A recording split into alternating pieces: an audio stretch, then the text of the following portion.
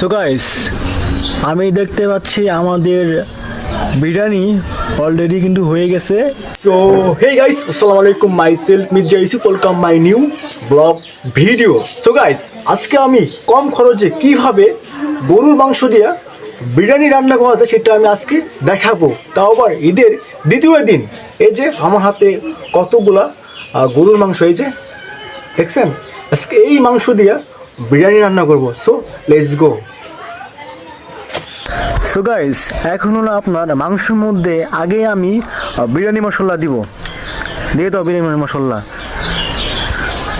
আর সবগুলো আমি বিরিয়ানি মশলা দিয়ে দিছি, মানে আগে আমি এগুলো সবগুলো মাখিয়ে একদম ম্যানেজ করে রাখবো যাতে দেখতে ভালো লাগে। এখন হলো দিব অনেক রকমের মশলা, আদা বাটা, রসুন বাটা, আর হচ্ছে লবণ। এই যে মাংসের মধ্যে দিয়ে দিছি, এই দেখেন। এখন দেবো একটুখানি পেঁয়াজ, বেশি না, এই যে একটুখানি পেঁয়াজ দিছি, আর কাঁচামরিচ দিলাম। এই যে একদমই অন্যরকম। এখন মাখাবো হচ্ছে আপনার পিওর সয়াবিন তেল। এই যে সয়াবিন তেল দিয়ে দিলাম। হ্যাঁ, এখন মাখাবো। মাখাই আপনার 10 মিনিট মাংস মাখানো হচ্ছে। এই যে ম্যারিনেট করা শেষ। এই যে মাংস, একটুখানি দিব হচ্ছে সয়া সস, দিয়ে দাও সয়া সস। এই যে হ্যাঁ, ওই সয়া সস দিও না, বেশি হয়ে গেল। দেওয়ার পরে একটু মাখাবো, তারপরে আমাদের কাজ। এখন আপনার টক দই বানানোর জন্য একটা লেবু কাটবো। লেবুর রসগুলো দইয়ের মধ্যে দিব, এই জন্য আনা। টক দই কিনতে গেছিলাম, টক দইয়ের দাম নেওয়া হচ্ছে 170 টাকা, এই জন্য আনা হয় নাই। ওয়াও, একদম টকটসা লেবু। এটা হলো আপনার লিকুইড দুধ। এই যে এখন আপনার এগুলো সরাইয়ে দুধটা ঢেলে দিই, তাই আমাদের হয়ে যাবে নি টক দই। এই যে ওয়াও, একদম এক বাটি দিব। এক বাটি দুধ হয়ে গেছে। এখন এই যে লেবুগুলো এর মধ্যে চিপে দিব। আর লেবুর রস দেওয়া শেষ, এখন একটু নেড়ে দেই যাতে দুধের সাথে লেবুর রস মিশে যায়। হ্যাঁ, এখন মোটামুটি আমাদের টক দই বানানো শেষ।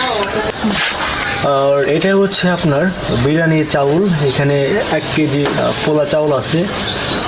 এটা ধোয়া শেষ, এখন আপনার অন্যান্য কাজ করতে হবে। এই যে দেখছেন, ফাইনালি এখন আমি দিব হচ্ছে পাতিলের মধ্যে তেল মাংস রান্না করার জন্য। হচ্ছে পেঁয়াজ কাঁচামরিচ। যেহেতু আপনার ধোঁয়া উঠতেছে, চুলা একদমই নিভে গেছে। পেঁয়াজ কাঁচামরিচ ভাজি করবো এখন।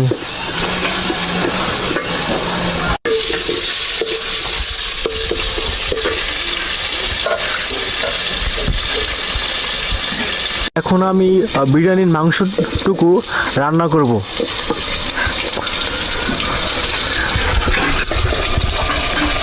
মাংস দিয়ে দিলাম।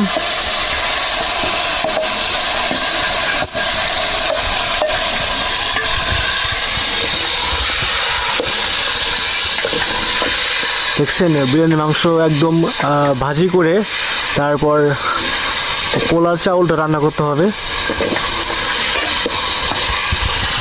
যেহেতু বিরিয়ানির আলু হয় বড় বড়, চাকা চাকা, দিয়ে দিচ্ছি বিরিয়ানি। এখন দেবো হচ্ছে, নাম ভুলে গেছিলাম কি, এটা মটরশুঁটি দিয়ে দিলাম।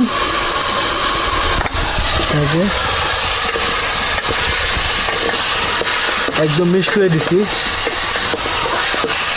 এখন এগুলো আপনার রান্না হবে।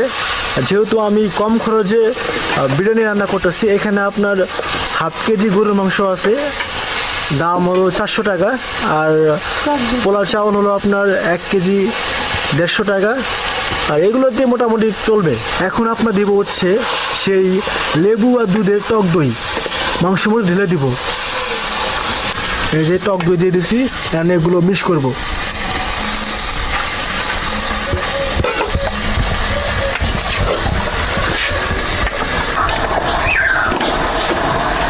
আলু, গরুর মাংস, দুধ, টক দই এগুলো দিয়ে একদমই মিক্স করে পোলা চাউল দিয়ে দেবো। এই যে দিয়ে দিতেছি, মাংস আর পোলা চাউল দুটো মিলে সেদ্ধ হইব।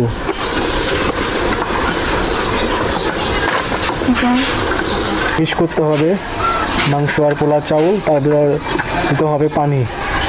পানি দেওয়ার পর একদমই রান্না আমাদের কমপ্লিট হয়ে যাবে। এখন একটু পরে সেই গরুর মাংসর বিরিয়ানি নামাবো। অলরাইট গাইস, দীর্ঘ 1 ঘন্টা পর আমাদের মাটন বিরিয়ানি হয়ে গেছে। এখন আমি আপনাদের খেয়ে দেখাবো কেমন লাগে। এই যে এগুলো মাংস, প্রচুর মাংস। এই যে খেয়ে দেখি, বিসমিল্লাহ।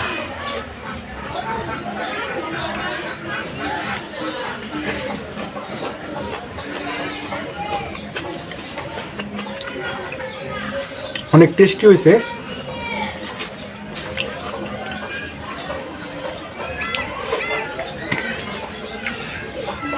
আর এই যে এগুলো হচ্ছে আপনার আলু, তেজপাতা, খালি মাংস আর মাংস।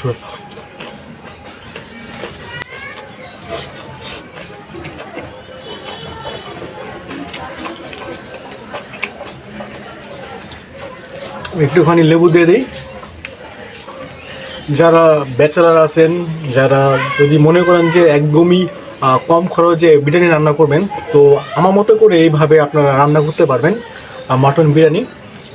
আর অনেক টেস্টি হয়েছে। ভাই রে ভাই, আমি অনেকদিন ধরে ভাবি যে বিরিয়ানি রান্না করব, অনেক কিছু ম্যানেজ করার পর দেখি আজকে কমপ্লিট, তাও আবার নিজের হাতে বিরিয়ানি। সেই রকম হয়েছে, খুবই টেস্টি। বাট তো যাই হোক, আমাদের বিরিয়ানি রান্না হয়েছে, আমি খাইতেছি। যদি আপনি চান এইভাবে কম খরচে বিরিয়ানি রান্না করবেন, তাহলে অবশ্যই পারবেন। খুবই কম খরচে, মাত্র 1000 টাকা লাগছে।